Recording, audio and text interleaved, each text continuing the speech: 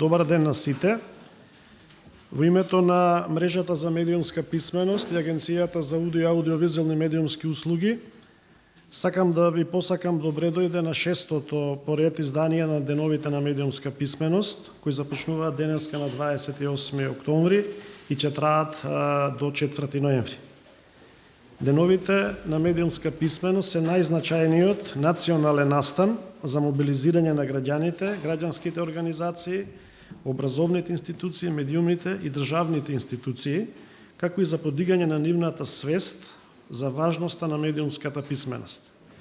Оваа година, во согласност со општата тема на глобалната недела на медиумска информацијска писменост, организирана од Алијансата за медиумска информацијска писменост на УНЕСКО, Деновите на медиумска писменост 2024 година ќе се одржат под мотото "Твојата свест е најважниот филтер".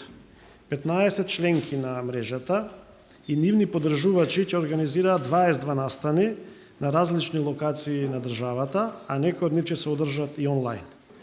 Вообичаено е отварањето на Деновите на медиумска писменост да ги најавуваме настаните кои ќе се случат и организациите кои стојат зад нив. Овој пат решивме секој од нас да го представи својот придонес кон Деновите на медиумска писменост. Ќе започнам јас со настанот што ќе ги организира Агенцијата за аудио и аудиовизуелни медиумски услуги.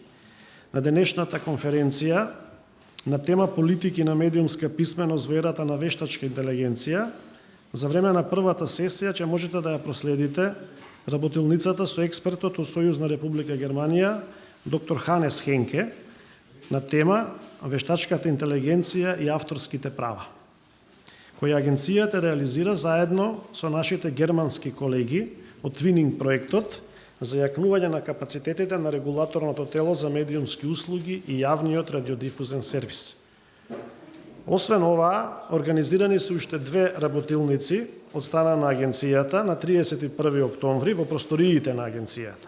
Првата е на тема медиумска писменост и средношколците, водена од Тобиас Фишер од регулаторното тело за медиуми од германската покрајна Саксонија, Анхалт, и намената за учениците и наставниците во средните училишта. Втората е на тема вештачката интелигенција, можности и ризици, наменета за медиумските професионалци и водена од германските експерти Верена Шнајдер и Грегор Шмалцрит. И овие две работилници се реализирани во рамките на Твининг проектот за јакнување на капацитетите на Агенцијата за аудио и аудиомедиумски услуги и јавниот сервис. Како што гледате, нашиот фокус оваа година е на вештачката интелигенција, која е веќе толку присутна, што сметавме дека е неизоставно мора малку подлабоко да дискутираме за неа. А сега би ги поканил моите колеги од мрежата за медиумска писменост да ги представат своите настани во рамките на неделата на медиумска писменост. Повелете. Благодарам. Добро утро на сите. Моето име е Билјана Настевска Калановска, Сдруженијето на новинари на Македонија. Нашиот настан, кој е во формат на тркалезна маса, ќе се одржи на 30 октомври со почеток во 12 часот во салата за конференции во просториите на агенцијата. Ова е најава за да бидете дел од истиот.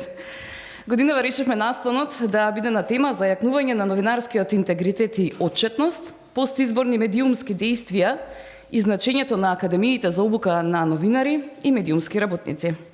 Настанот има за цел да обезбеди платформа за истражувачки новинари да споделат искуства за следење на партиските изборни ветувања и следење на постизборните исходи, при тоа познавајќи го како клучна алатка за промовирање на одговорност и транспарентност во владењето. Вториот дел од настанот ќе потикне дискусија за Академијата за обука на ЗНМ, како движечка сила за градење на капацитетите на медиумските работници, обезбедување интегритет и отчетност со што ќе се зајакнат новинарските стандарди, ќе се потикне етичкото известување и ќе се зајакне довербата на јавноста во медиумите како столб на демократското општество.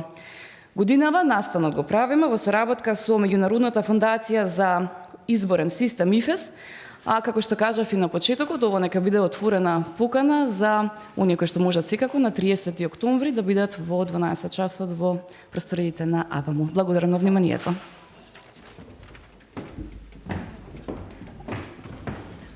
Здраво на сите, јас сум Маја Раванска од Асоциација за истражување, комуникација и развој Паблик од Скопје и ја представувам платформата за одржлив развој Лица в лице, во чии рамки излегува и уличното списание за одржлив развој. Исто така се вика Лица в лице.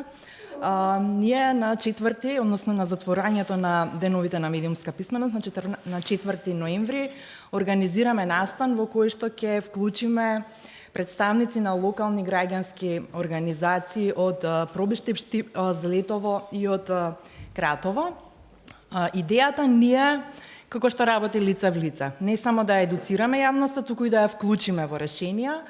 Така оваа конференција која што ќе одржиме во Младинскиот центар во Пробиштип, ќе ги вклучи младите да креираат решенија кои што се однесуваат на нивните сегашни предизвици со вештачката интелигенција, меѓутоа и со други феномени како што се говорат на омраза, дезинформациите и така натака.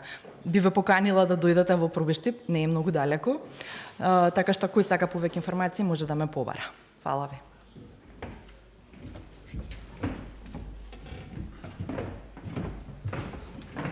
Добро утро на сите. Јас сум Весна Никодиновска, работам во Македонскиот институт за медиуми.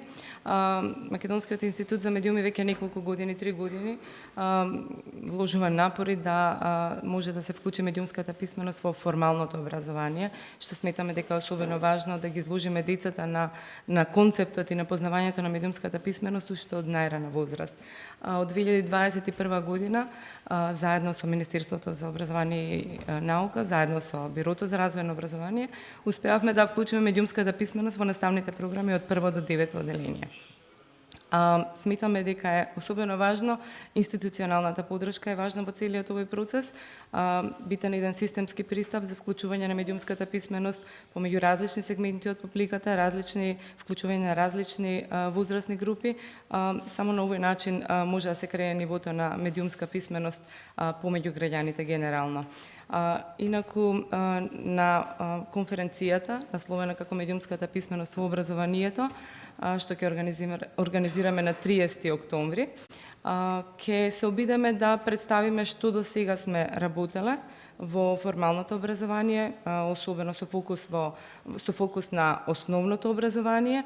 Ќе се обидеме исто така да пренесеме некакви реакции и некакви резултати, какви се реакциите на наставниците, какви се реакциите на учениците од вклучувањето на медиумската писменост, на содржини поврзани со медиумската писменост, и исто така ќе представиме што се следните планови со вклучување на медиумската писменост во средното образование.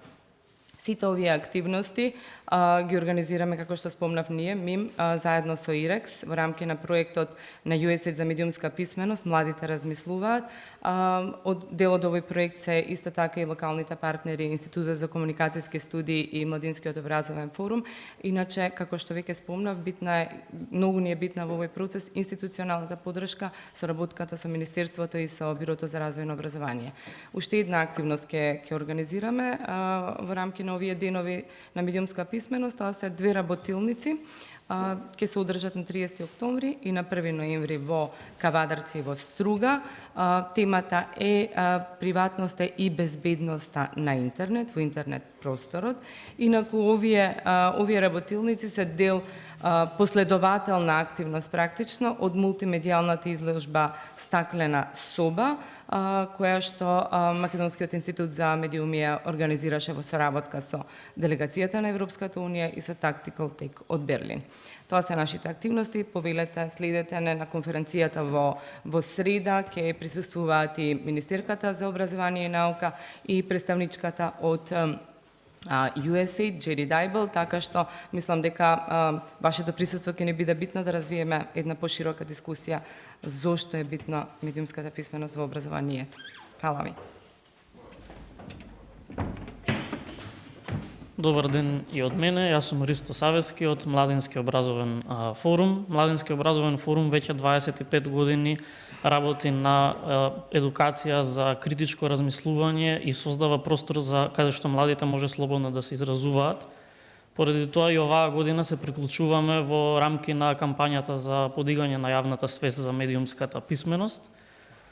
Колегите од Радио МОВ на 1 и на 2 ноември ќе организираат неколку настани, односно видео дискусија помеѓу младите и новинарите за медиумската писменост. Отворен ден кој колегите од Радио МОВ веќе го спроведуваат неколку години поред. Поентата на овој отворен ден е младите да успеат да видат како функционираат новинарите и како е тоа да се биде новинар барем на еден ден, и подготвуваат прилог за вештачката интелигенција и новинарството.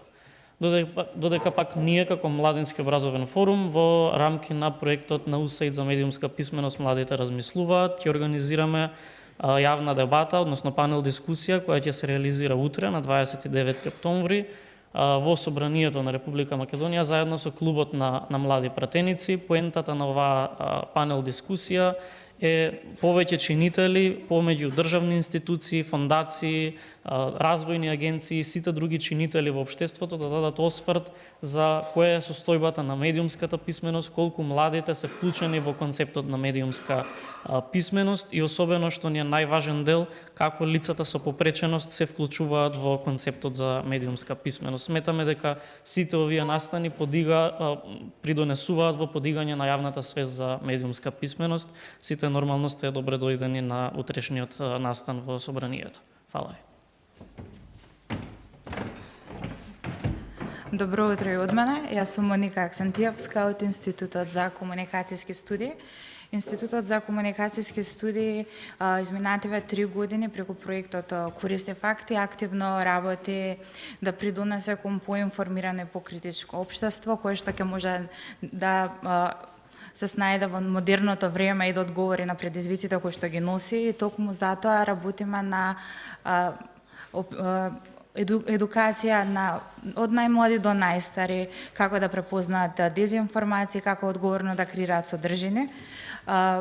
Дел од активностите кои што ќе ги имаме во рамки на деновите за медиумска писменост традиционално ги посветивме на младите, односно на средношколците. Ќе имаме 2 работилници кои што се за препознавање дезинформации и одговорно креирање содржини.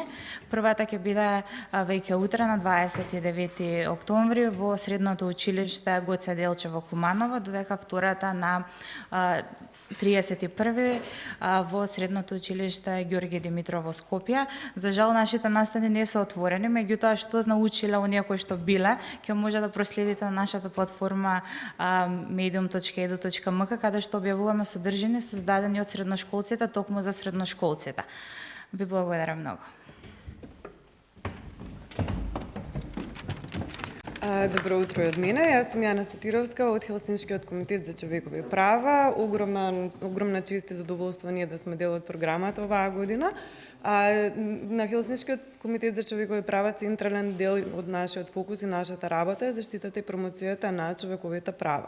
Во овој контекст дадовме осврт на дигиталната сфера, како и на младите со проектот креирање на побезбедна дигитална средина за младите, кој што е поддржан од Smart Balkans, се финансиран од Кралството Норвешка. Опфаќаме во рамки на овој проект 5 главни тематики, кои што се медиумска писменост, распознавање на лажни вести, родово базирано насилство во дигиталната сфера, говор на омраза, сајбер малтретирање и во рамките на овој проект одржавме летна школа за дигитални права, каде што средношколци кои земаа учество направија еден вид на креативен активизам, чиsto изложба стои во фоајето и можете да се погледнете. Деновите на медиумската писменост од огромна важност за подигање на свеста како и кај јавноста, така и за отварање на некои важни проблематики и прашања, како и наоѓање на адекватни одговори за адресирање на истите. Нашиот панел се фокусира на етиката во вештачката интелигенција, која што е една, да кажам, не до крај разработена тематика, која што замре во низините зачетоци во 2021 година и што сметаме дека правната регулација на оваа тематика е од исклучителна важност. Европската Унија веќе има донесено одредени регулативи, но како по обичај ние доцнима и се надиваме дека денеска ќе дадеме можност да се слушнат различни мислења, ставови во врска со кои се најважните етички предизвици при правната регулација на вештачката интелигенција, која што претпоставуваме само експоненцијално низиното значење ќе расте во идните години. Така што ви благодарам што сте тука и се надевам дека ќе имаме продуктивна дебата. Нашиот панел е во 10:45, така што ќе се видиме таму. Ви благодарам многу. Здраво на сите. Јас сум Јулијана Младиновска од Институтот Ресис. Ние како членка на мрежата на медиумска писменост работиме во 3 области. Работиме на истражување на нивоата и вештините на дигиталната и медиумската писменост кај различни сегменти на популацијата во Македонија. Нашите истражувачи работеа на поставување на методологијата и спроведување на студијата што ја објавивме во 2020 година со поддршка на ОПСЕ. Минатата година ја адаптиравме и ја доразвивме оваа методологија за да направиме засебно истражување за комуникацијските навики, потреби и ставови на ранливите категории граѓани во источниот и југоисточниот регион во Македонија. Како втора област, последователно на која што се фокусира нашиот институт, е задоволување на комуникацијските потреби на ранливите категории граѓани. Во последните 3 години работиме на отварање на медиумски простор во јавната сфера, за што ќе обезбеди ќе биде некој тип на safe space на ранливите категории граѓани во земјата. Сега работиме во 3 региони со онлайн медиумската платформа Local Active во источниот, југоисточниот и вардарскиот регион и работиме исто така со граѓанските организации кои што се залагаат за правата и ги застапуваат правата на овие ранливи категории на граѓани. Исто така работиме на развивање на медиумски политики, спроведуваме истражување анализи не само за потребите на регулаторот, туку исто така соработуваме со други организации, со истражувачки институти. Една од најрелевантните студии во кои што учествуваме во последниве 5 години е мониторингот на медиумскиот плурализам, во кој што е поддржан од Европската унија и во кој што учествуваат 32 земји членки на Европската унија и членки кандидатки, односно земји кои се кандидатки за членство. На денешната конференција, мојата колешка доктор Снежана Трбовска ќе ги презентира наодите од проценката на медиумскиот плурализам во земјава во 2023 година, во 1 часот. Ви благодарам. Добар ден на сите. Јас сум Филип Стојановски од Фондацијата Метаморфозис.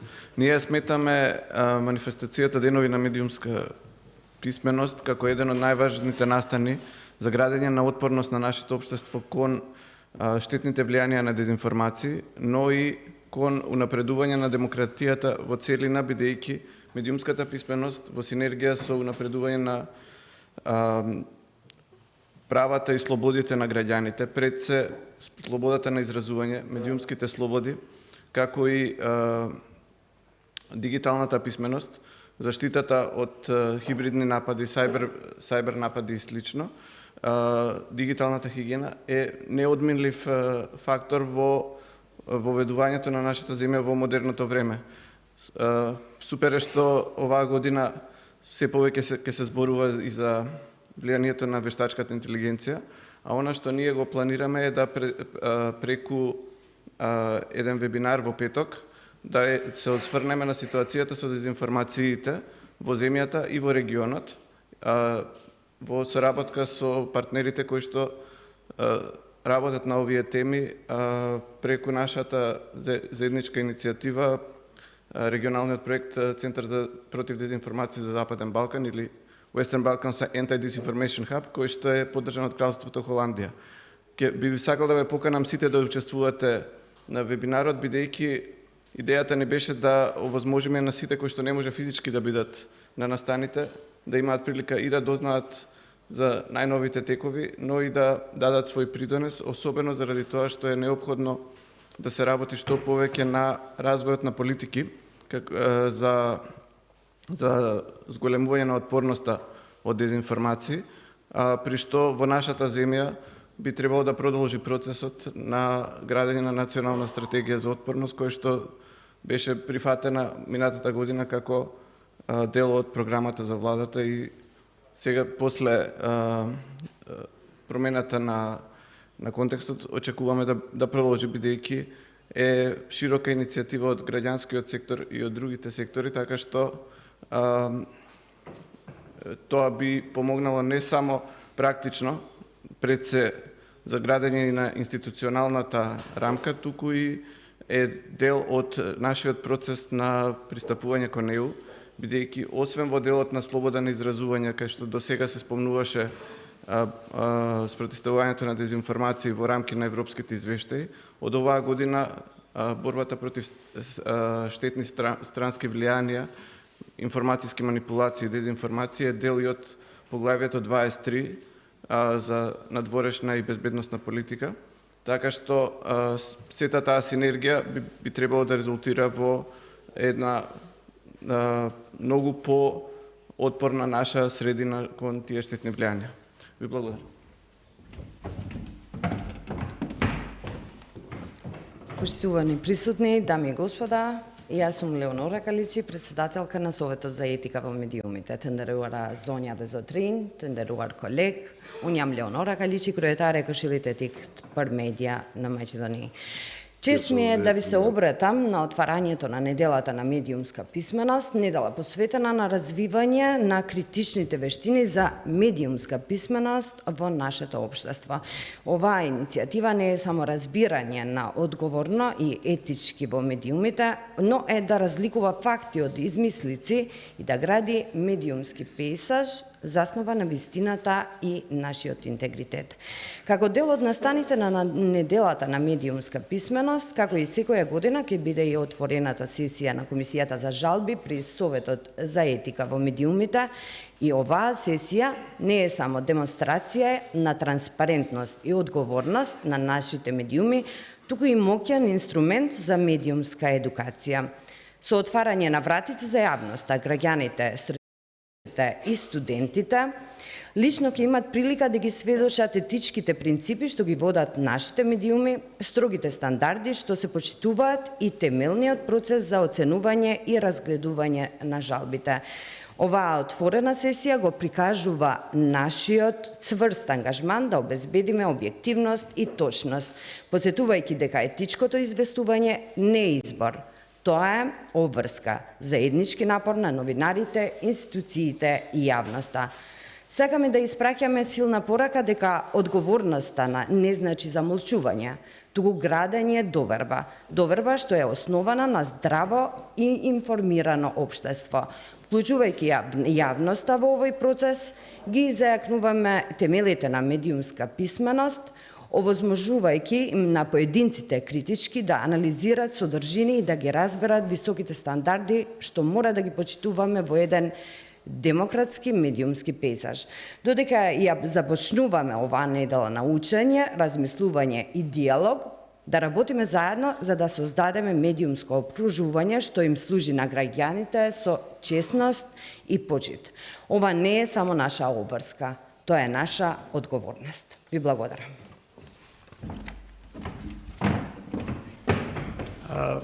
15 организации кои што ќе организираат најразлични настани во текот на деновите на медиумска писменост. Денес, кај се во моментов, детално ги образложија настаните кои што ќе ги организираат. Предпоставувам дека тоа ќе предизвика интерес кај вас и ве повикувам да земете активно учество во настаните што ги организираат сите учесници во деновите на медиумска писменост 2024 година. Подетални информации за сите настани кои што ќе се организираат можете да најдете на веб страната mediumskapismenost.mk. Верувам дека заедно подготвивме интензивна и исклучително интересна недела која започнува веднаш со работилницата вештачката интелигенција и авторските права. Господине Ханке, повелете.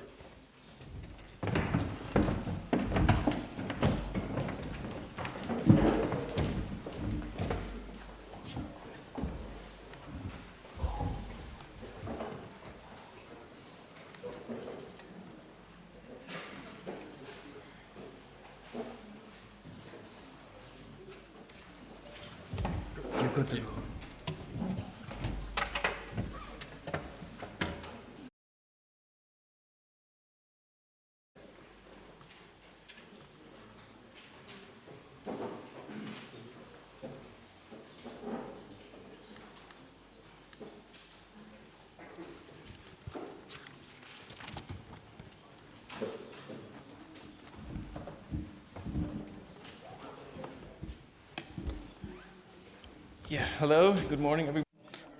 Добро утро, чест ми е што сум тука со вас денес на деновите за медиумска писменост. Навистина особена чест ми е да бидам дел од овој настан во Скопје и се надевам дека ќе се согласите со мене кога ќе кажам дека писменоста за авторски права е дел од концептот и од целиот концепт за медиумска писменост.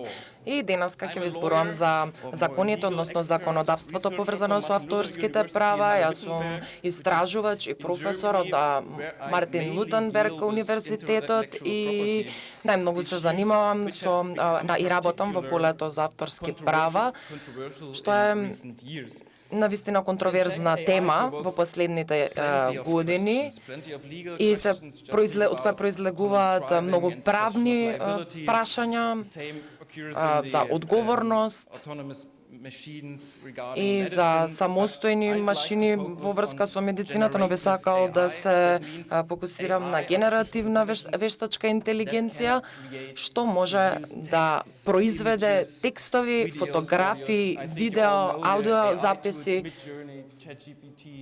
како ChatGPT, Gemini и така натаму. Дури ако се ограничиме на тие системи за вештачка интелигенција, сепак постојат многу прашања кои што се релевантни за законите за авторски права. Во наредниот половина час би сакал само да ви ги произнесам најважните прашања во Европската унија и да го продискутирам ова прашање со вас.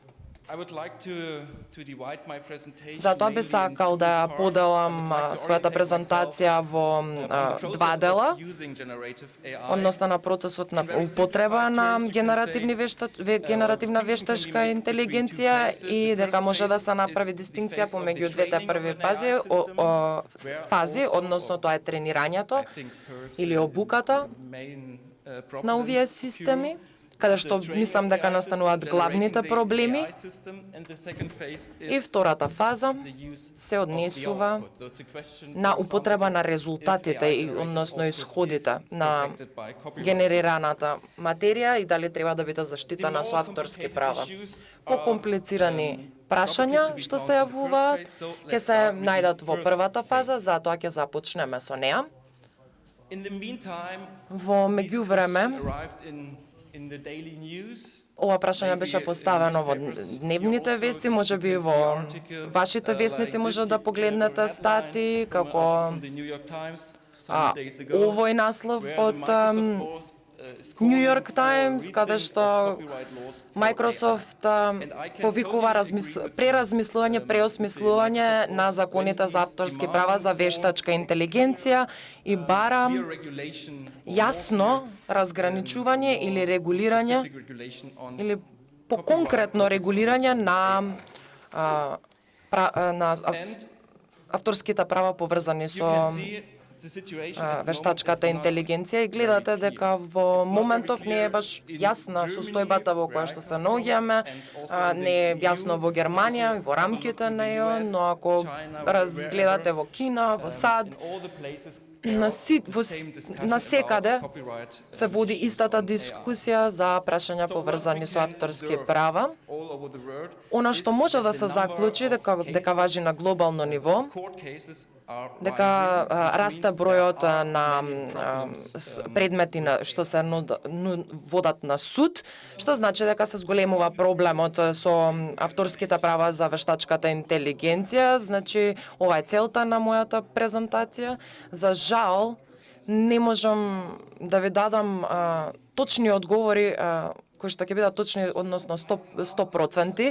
Значи, мојата задача е да ви ги истакнам главните прашања и да ја зголемам свесноста, да ви ги предочам овие прашања и да отворам дискусија со вас.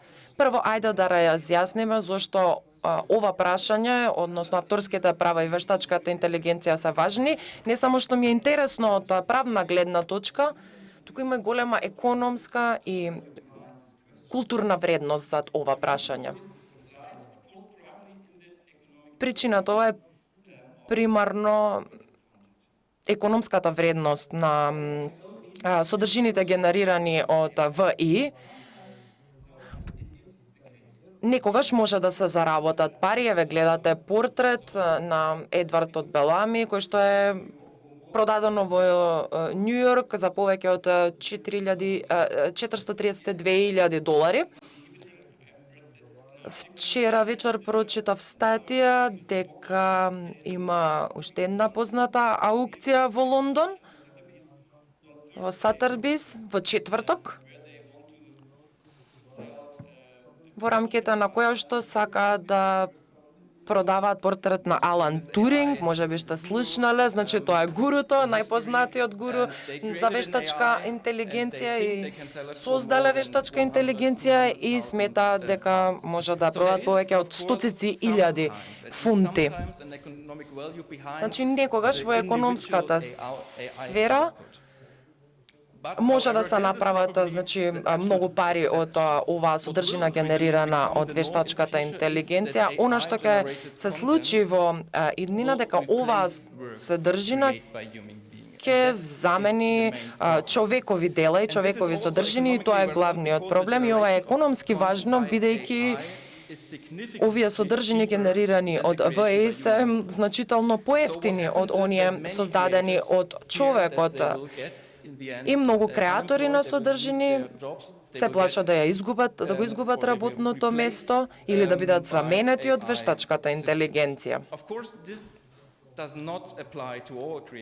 Секако ова не важи за сите креатори, но важи за повеќето.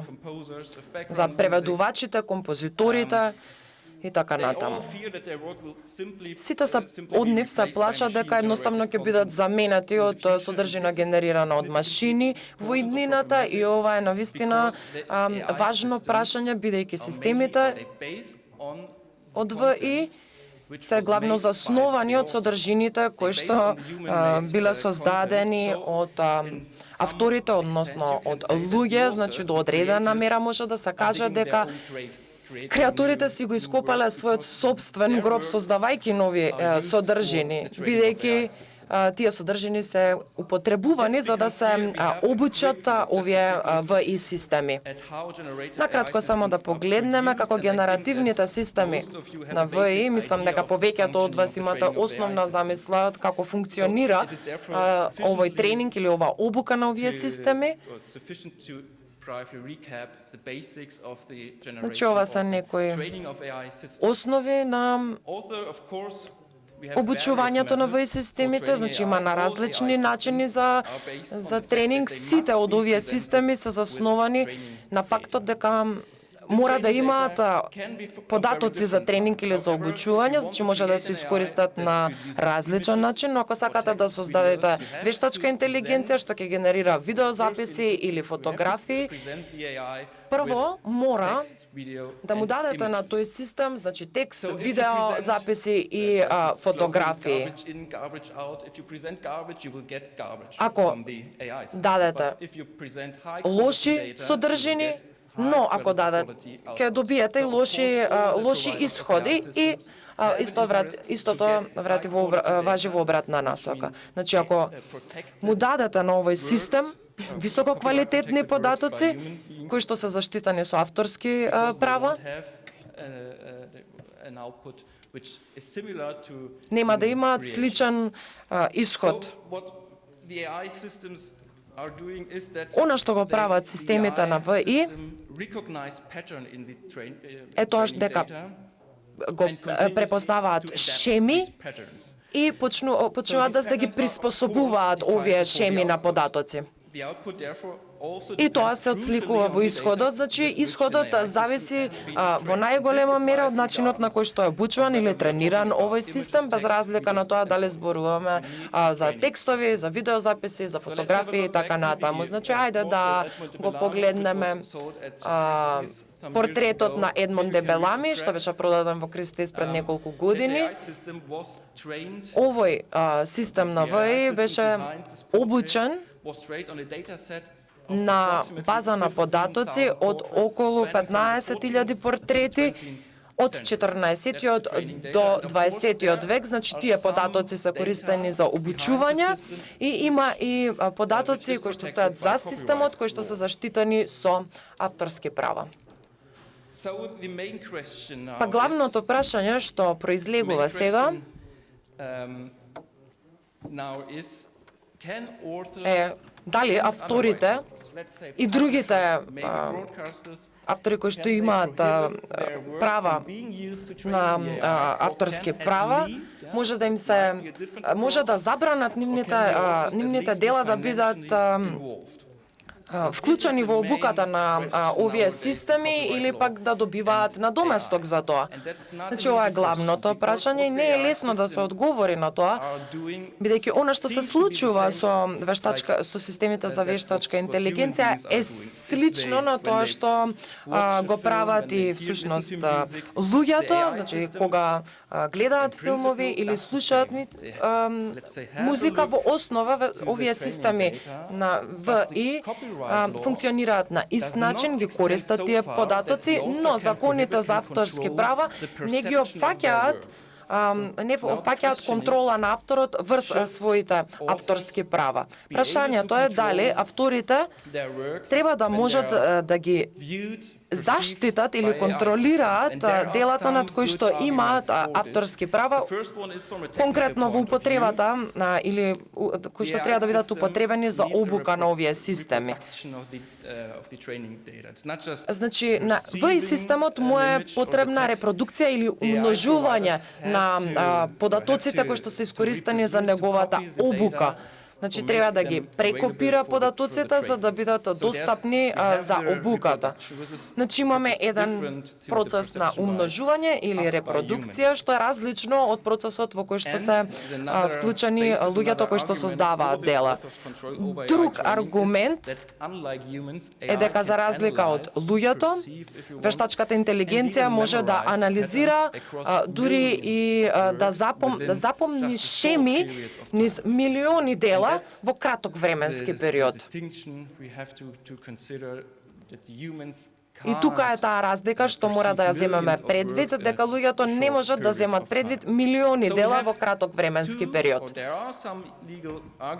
Значи, има правни аргументи за контрола на авторот врз своите авторски дела и имаме два можни пристапи. Првиот е дека или може да забранат употреба на дела со авторски права. Помнете, значи, авторите дека сами си го копаат гробот, значи, може би било добро финансиски да ги вклучиме во тоа, односно да им дадеме финансиски надоместок. Ова прашање интензивно се дискутира во Германија, во Европа, во САД. И мислам дека и ова е дискусија што се стапена на секаде низ светот. Во Германија имаме одредби кои што се справуваат со ова прашање.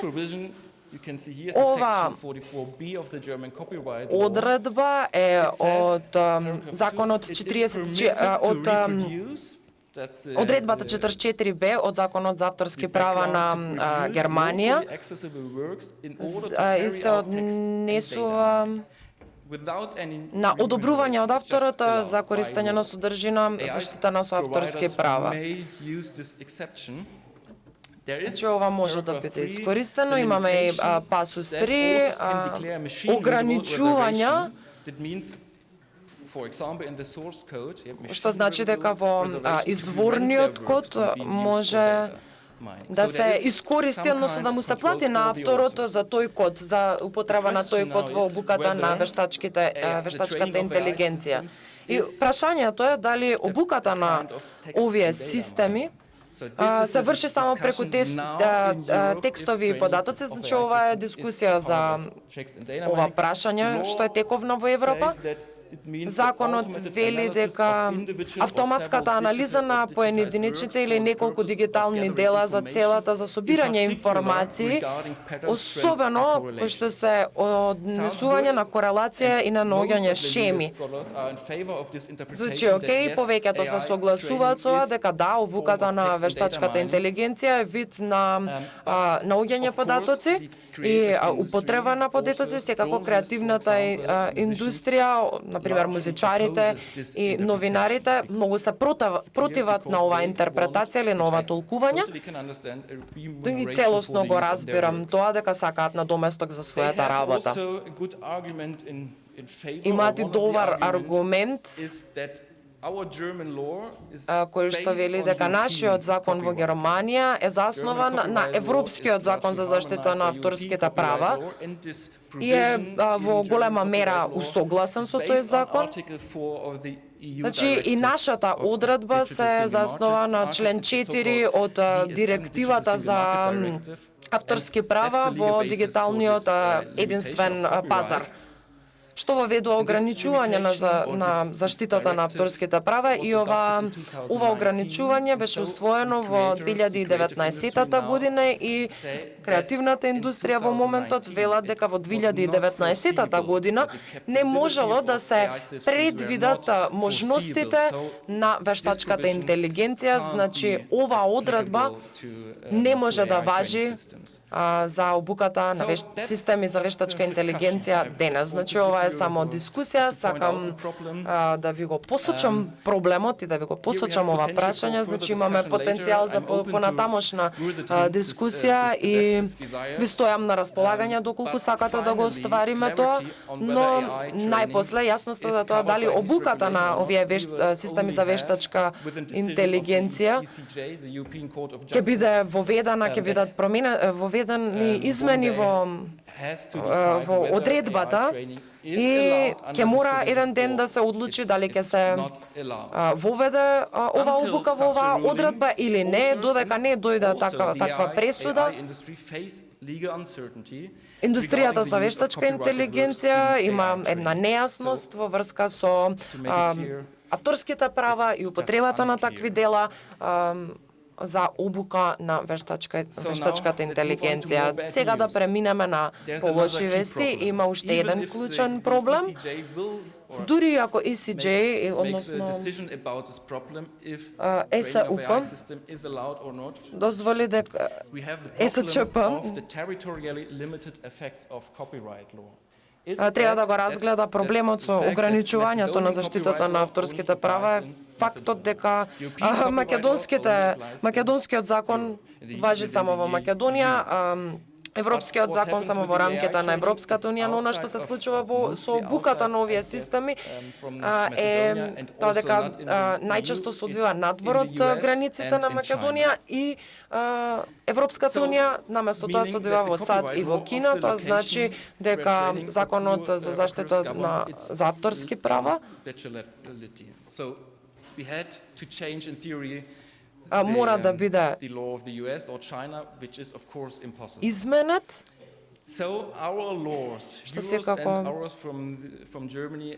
значи нашите закони, вашите и нашите имаат ефикасни одредби за регулирање на обуката на овие системи надвор од нивната територија. But maybe some good news. Now we have the AI Act, which was adopted just some month ago. The Act on the Regulation of Artificial Intelligence. It's not this regulation is not about copyright. Не се работи за закон за авторски права, не е главно за авторски права, главно се прописи за безбедност на производи, некои обврски кои што мора се почитуваат ако воведувате систем на вештачка интелигенција, особено ако е со висок ризик, но во рамките на оваа регулатива го имаме членот 53, каде што наведено дека давателите на модели на вештачка интелигенција за општа намена се обврзани да утврдат политика за почитување на законот на Унијата за авторски права и поврзаните права. Сега некои правни експерти оваа одредба ја толкуваат дека секој давател кој што сака да го пласира својот систем на европскиот пазар, мора да усвои политика со која се почитува авторските права според закон на Европската унија. Дури ако се во Америка и од Кина подготвена вештачката интелигенција, мора да ги почитуваат правилата на ЕУ ако сака да пласират производи.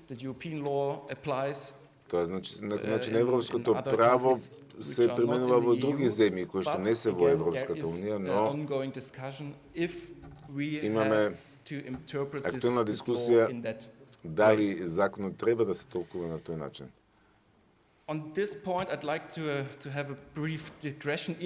Сега мала дегресија во однос на оваа регулативата за вештачка интелигенција. Повеќе се работи за безбедноста на производите на системите, но има некои обврски за транспарентност кои што се особено важни за генеративни системи и ова може да ви биде интересно во однос на медиумска испитност. Значи имаме член 50 став 2. Даватели на системи на вештачка интелигенција, вклучително и системи за општа намена кои што генерираат аудио, слики, видео или текст, треба да се побран дека резултати на системите за вештачка интелигенција се означени во форма која што може да прочита машина и да се откриваат како да се препознае дека се вештачки генерирани или манипулирани.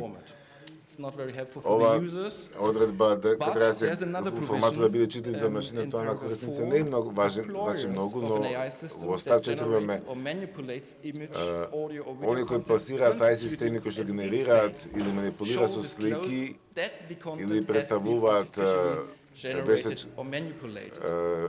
видео на настан кој што се случил, треба да го да означи дека делото е вештачки генерирано или манипулирано. Значи, они продавачите на системот мора да откријат, но само ако е тоа слика,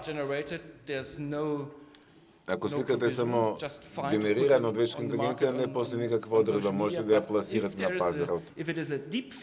Но ако е важна слика на вистинско лице, создавачите, односно продавачите мора тоа тоа мора да биде јасно.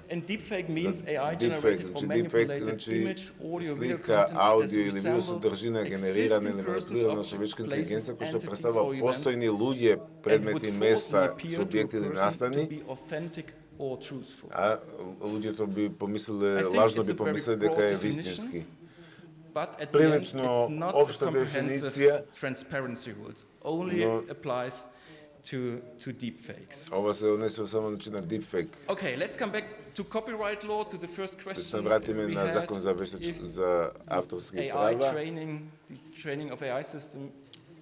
и на дали обуката на системи за вештачка интелигенција ги повредува авторските права. Не, имаме многу повеќе прашања отколку одговори.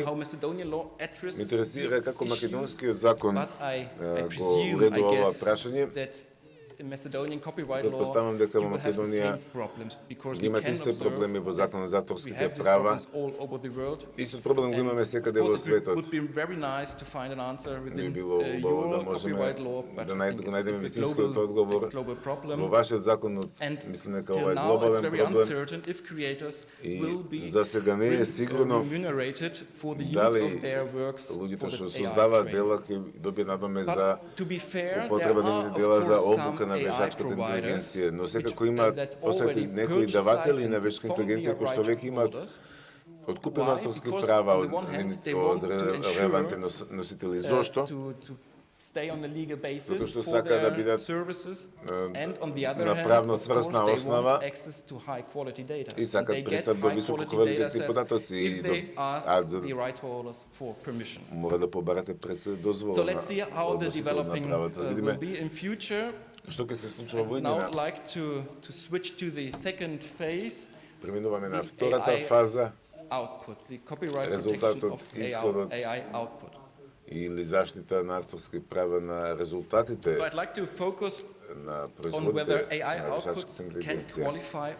Дали она што се зададе на вештачка интелигенција може да се заштити со авторска права, дали постои контрола на содржина генерирана од вештачка интелигенција. Гледате, ова е една слика создадена на вештачка интелигенција.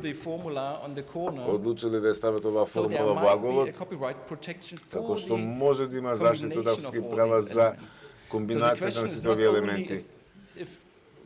Значи не е прашањето само дали еден производ е заштитен со закон за авторски права, туку до кој степен оди заштитата.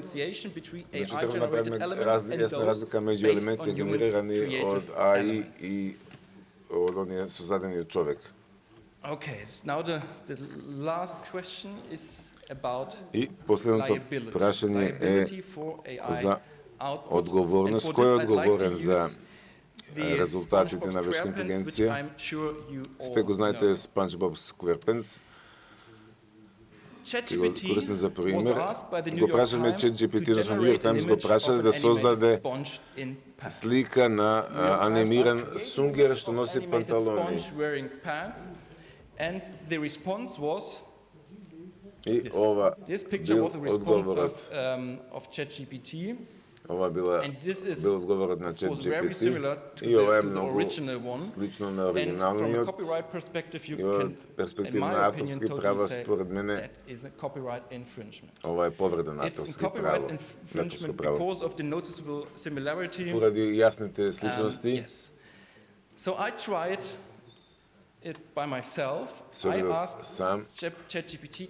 го прашав да создаде лико што ќе личи на SpongeBob SquarePants, доби одговор. Не можам да создадам таква слика поради ограничување со човекови со авторски права и јас како адвокат бев среќен. Не знам зошто, но неколку дена подоцна повторно го прашав истото, направи слика што личи на SpongeBob SquarePants. И ова беше исходот. Не знам зошто. Повторно совршена повреда на авторските права. Во меѓувреме, за некој ден ChatGPT се премислил, не знам зошто, но предпоставувам дека дури и давател од нова система OpenAI веројатно не може да ни каже зошто ChatGPT се премислил, затоа што вештачка интелигенција е некој начин црна кутија, не знаете зошто работи нешто и зошто дава еден резултат, а не друг. Ова илустрира дека системите за вештачка интелигенција се повеќе ги повредуваат авторските права, но може да добиете заштитна содржина во неговите резултати. Што значи тоа за вас како едукатор и новинар? Значи, вие сносите ризик од повреда авторски права ако објавувате резултати, ако објавувате содржина создадена вештачка интелигенција на социјални медиуми или ви напише вештачка интелигенција напис во вестник. Значи, исходот може да содржи податоци заштитни со авторски права, така што постои ризика кога користите таква содржина. Затоа што корисникот одлучил да искористи таа содржина и тоа повлекува одговорност за сите прашања поврзани со авторските права и оваа одговорност може да се пренеси на посредниците, на издавачите, постои ризик од одговорност, законска одговорност. Главно е ограничено на забрана за употреба и оштетување, но може да бидете оштетени и за надаме за штета, затоа што може да бидете тужени за небрежност или затоа што биле посредници. И кога зборуваме за одговорност, дојдовме до последниот слайд. Сакам уште едно прашање да поставам. Не во однос на авторските права, но може би за вас би било интересно што користите производи од вештачка интелигенција. Корисникот мора да исполни договорна обврска. Во одредни случаи постои договорна обврска the use of AI дека употребата на вештачка интелигенција е ограничена само за приватни цели. Овде имате Suno, систем за вештачка интелигенција за создавање музика, и таму пише дека не е дозволено да користи резултатите за каква било комерцијална цел. Не сме да користи резултатот за комерцијални цели. Не е целосно забрането, затоа што ако ја видите следната одредба, ако сакате да користите комерцијално, треба да се предплатите, треба да имате посебна предплата и која што ќе ја платите плюс. Сакам само да истакнам дека постојат проблеми во однос на договорни ограничувања и договорни обврски кога користите производи од вештачката интелигенција, но за сега сакам да затворам оваа презентација сега, но секако може да поставувате прашања и со нетрпение очекувам отворена дискусија. Повелете.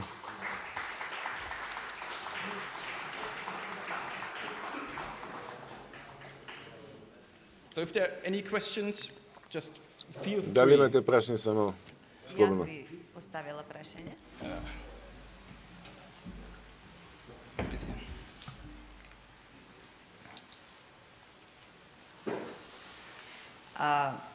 Од вашата презентација можевме да видиме дека Европската Унија веќе има донесен акт со кој што се регулираат одредени аспекти на вештачката интелигенција.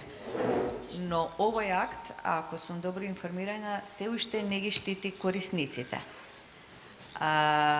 Дали мислите, значи зборуваме нели од една страна на заштита на авторите, но од друга страна и заштита на корисниците. Дали знаете докаде евентуално некаков акт на Европската Унија, директива за заштита и на корисниците при користењето на вештачката интелигенција?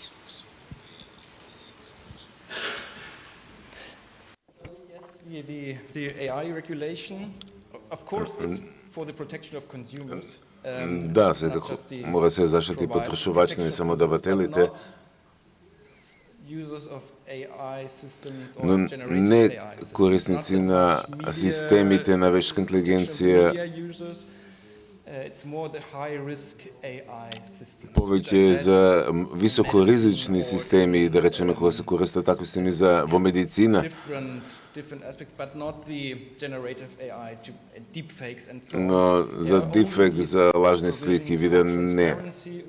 Имате само одредби дека треба да бидат транспарентни, кои што веќе постоеле и во другите регулативи.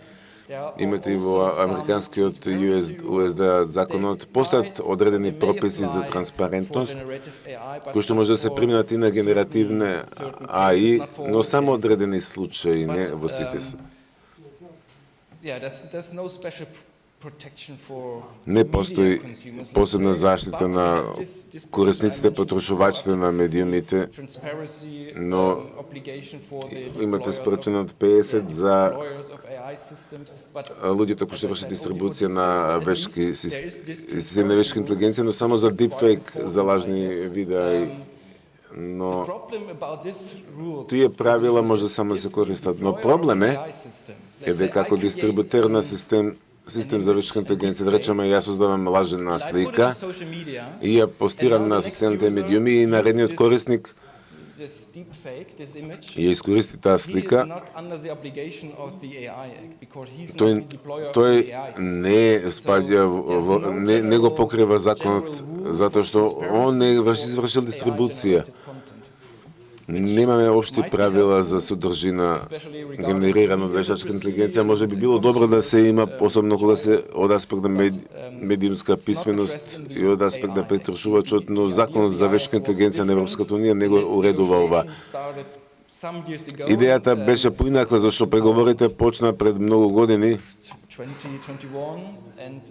Уште 2020 или 2021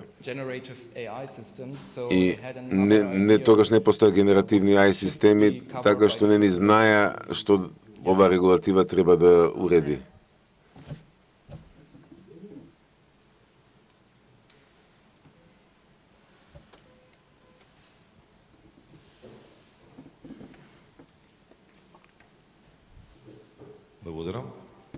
Моето прашање е, во вашата презентација рековте дека особено нели при користењето на вештачка интелигенција и на креираните содржини од вештачка интелигенција треба да се внимаваат нели тие да не бидат длабоко лажни содржини. Мене ме интересира кој ќе биде одговорен ако некој постави или публикува длабоко лажна содржина креирана со вештачка интелигенција. Како пример, само ќе наведам една ситуација. Например, се случува некој огромен земјотрес со катастрофални последици и сега тие катастрофални последици некој ќе се обиди да ги направи уште покатастрофални користејќи нели вештачко креирана содржина со вештачка интелигенција. Кој ќе ја даде оценката за тоа дека е тоа длабоко лажна содржина и кој ќе биде одговорен? Благодарам.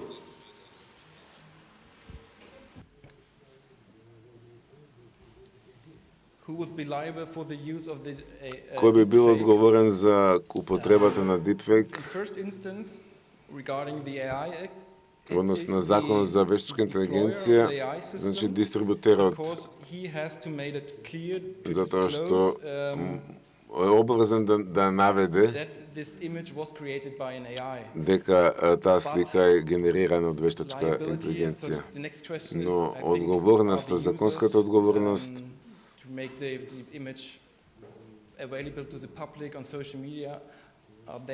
ако тој што ќе постира на социјалните медиуми ќе биде одговорен за постирање, за објавување на содржината. Не е прашање на авторските права или законот за авторска интелигенција или безбедност на производот. Повеќе се работи за генерално прашање на одговорност. И тој што ја создал сликата може да биде лицето што ја споделило сликата онлайн, но во повеќето случаи судска забрана и налог за отстранување, не за обештетување. Во повеќето случаи, не знам дали имало некаква штета во вашиот пример, но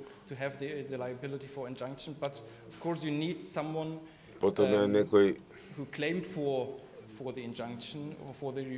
некој да побара забрана за употреба, тоа може да биде јавна агенција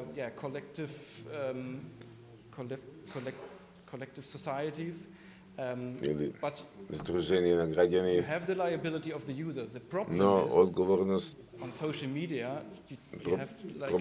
проблемот на социјалните медиуми имате стотици илјади корисници може да бидат одговорни за објавување на таа слика. И сега дали платформите, дали Instagram, Facebook, Google, TikTok, дали тие сносат одговорност според германскиот закон би рекле да, сносат одговорност само за судска забрана и налог за отстранување. Тоа е ефективен начин да тргнете deepfake содржина од социјалните медиуми. Во теорија, да, се одговорни. Се извинувам, во презентацијата кажавте дека него запамтив името портретот е продаден за $325,000. Кој ги примил парите? Кој ќе ми одговорите на ова прашање, имам дополнително прашање.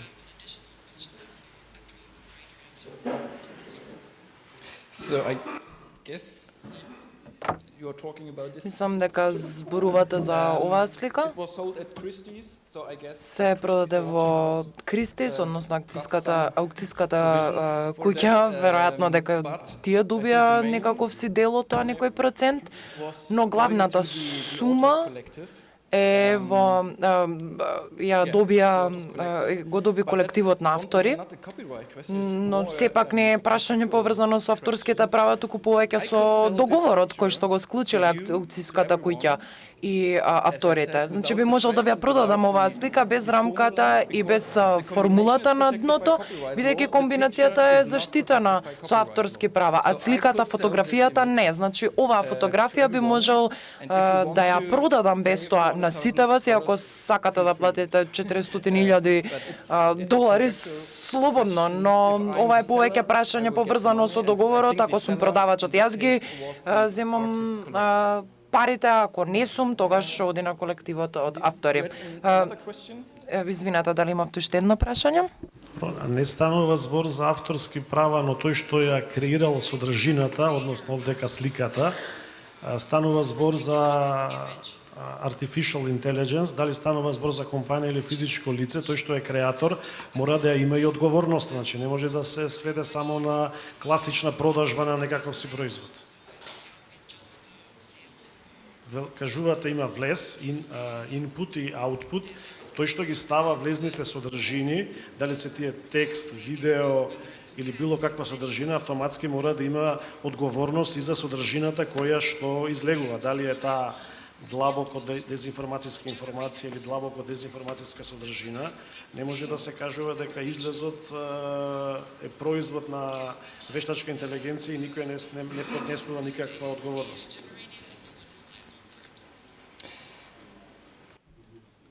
So we have the liability of the providers of AI systems. Значи имаме одговорност на креаторите, односно оние кои што го создале системот за вештачка интелигенција, значи тие мора да наведат дека оваа содржина е генерирана од вештачка интелигенција, тоа е нивната обврска.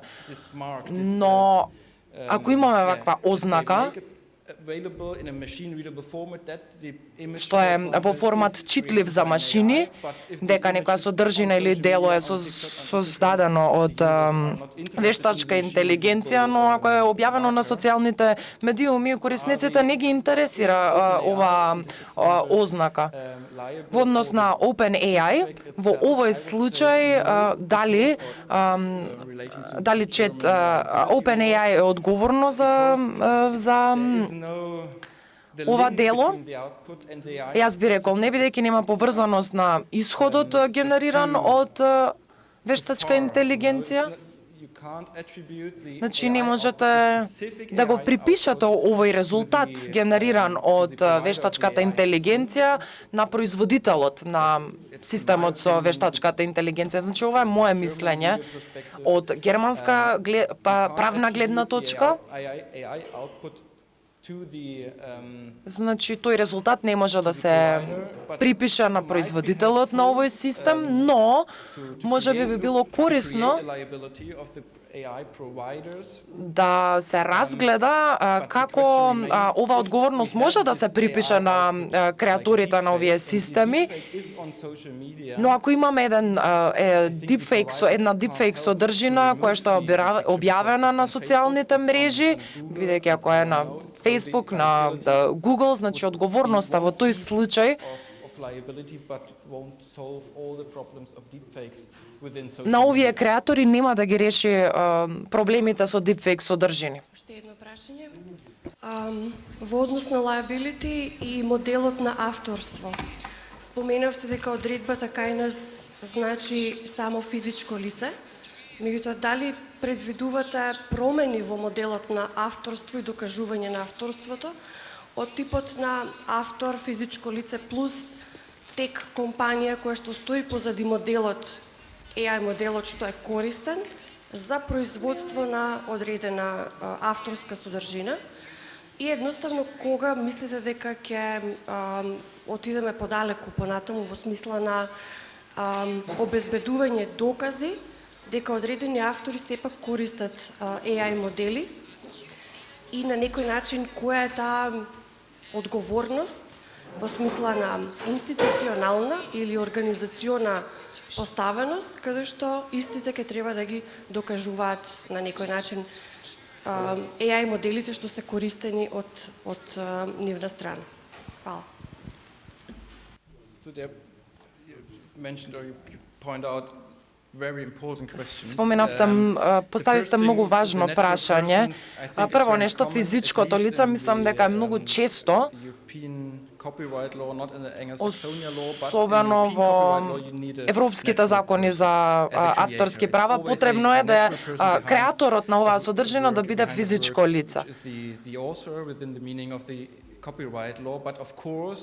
Секако, авторот, и ако имаме повеќе автори, еден некој колектив од автори, може да дадат лиценца на одредена компанија, што најчесто се случува дека компанијата која што го финансира авторот има авторски права на тоа дело. Значи таа компанија ги користи авторските права врз тоа дело. Имаше дискусија дали треба да се воведат измени во овие закони за авторски права за да имаме некое си електронско лице. Имаше дискусија во Европската унија дали ни треба некое си правно лице поврзано со електронскиот дел кој што би можело да сноси одговорност за штетата што би можела да се нанесе, но веќе оваа дискусија е заборавена. Така што мислам дека нема да се смени, можеби во САД или во Велика Британија е полесно, бидејќи кај нив постои друг систем, се водат по друга доктрина, значи луѓето лицето кое што дава пари, кое што го плаќа, тоа е вистинскиот автор. Претпоставувам дека исто е кај вас. Но сепак проблемот настанува кога сте на суд и велите ова е моја слика, јас ја нацртав, јас ја насликав, а не некое друго лице вели не, ова е слика генерирана од вештачката интелигенција во однос на доказите, како може тоа да се докаже, дали делото е составено од човек или генерирано од вештачка интелигенција. Најдоброто за авторите е да имаат докази на процесот на создавање на тоа дело, што никогаш е навистина тешко да се направи. Мислам дека повеќето автори, цртачи, композитори не се заинтересирани да го документираат тој процес на работење, но од правна гледна точка може би било корисно за нив да го направат токму тоа. Во однос на другото прашање, извинете што поставивте прашање за употребата на вештачка интелигенција. Значи, докази поврзани со институционална и организацијска структура, кога зборуваме за дигитален идентитет на физичко лице, како се подобрува како се докажува процесот на електронскиот идентитет на тоа лице и надвор од идентитетот надвор од дигиталниот свет. И исто така која институција ќе биде одговорна за тоа да докаже дека големите технолошки компании се одговорни, не соработуваат со овие дигитални идентитети и генерираат различни исходи, како што велите, како да го следиме всушност работењето на тој што го ја следи работата на авторот.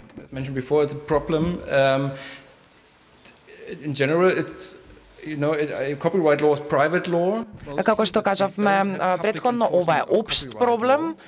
Значи имаме јавно спроведување на законите за авторско право, значи зборуваме за авторски права, значи секој лице, секој автор мора да приложи докази за делата кои што ги создал, треба да докаже дека тоа е негово дело, сработено со неговите раце, значи ова е проблем, значи треба да имате документи или документурар процес или па други лица кои што се сведоци, кои што ќе докажеш дека тоа дело е создадено од авторот, а не од вештачка интелигенција. Ако сакате да имате авторски права врз содржина која што е генерирана од вештачка интелигенција, треба да ги имате командите дадени на системот за вештачка интелигенција и да ги зачувате. И тоа би ви служело како доказ дека има доволно влијание, човеково влијание за генерираниот резултат.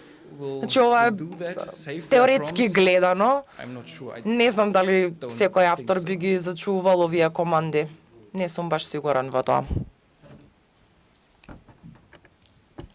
Би сакал само да дадам еден локален пример кој што е можеби и непознат така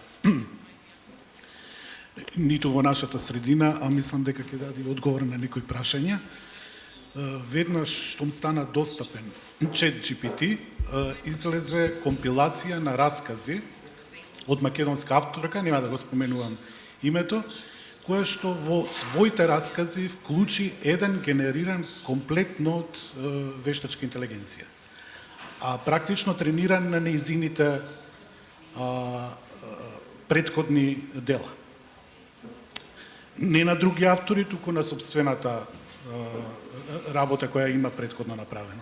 Што во овој случај сметам дека употребата на вештачката интелигенција не нужно значи повреда на авторските права, односно неизиното користење и со тоа што не го означила кој од тие раскази е неизина, кој е плод на вештачка интелигенција, практично не значи ништо друго, туку користење на една алатка, можеби за подобрување на ефикасноста на нејзиното пишување, но не е нужно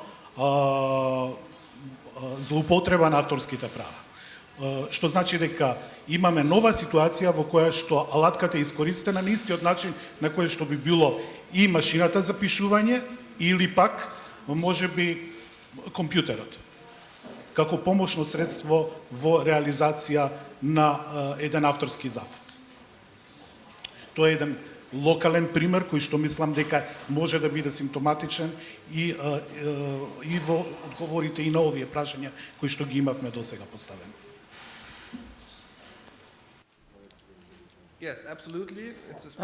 Сосема се согласувам со вас, навистина е симптоматично и проблематично.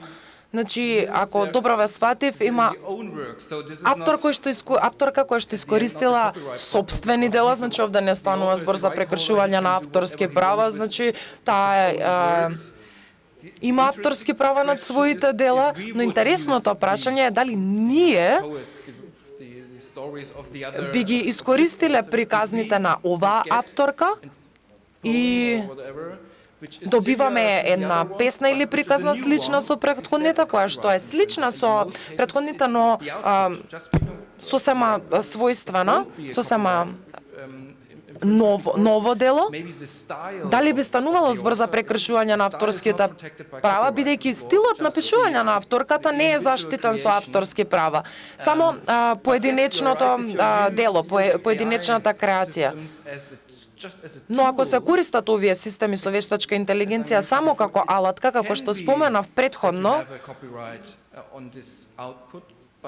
може да се свати како прекршување на авторски права со резултатот што ќе добие.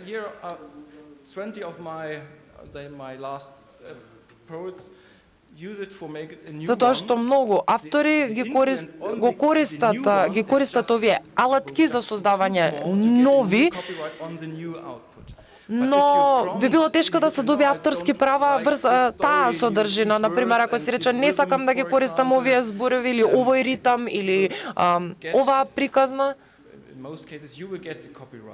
во повеќето случаи ќе добиете авторски права, но зависи од случајот, дали ќе добиете авторски права, дали има човечко влијание во доволна мера или е премногу мало човековото внимание за да не можете да добиете авторски права. Значи, или може да се контролира резултатот со човеково влијание или не може. Тоа е од гледна точка на авторските права.